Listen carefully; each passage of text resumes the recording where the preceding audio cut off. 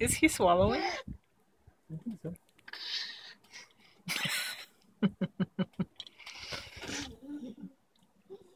This is what happens when you starve a child. For 2 hours.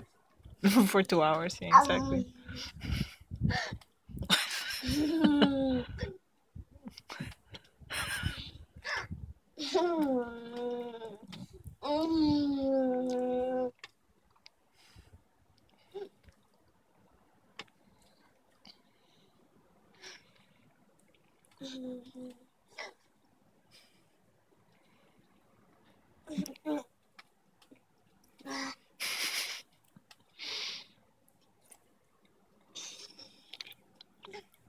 Do a little bit of a panorama too, since the weather is nice.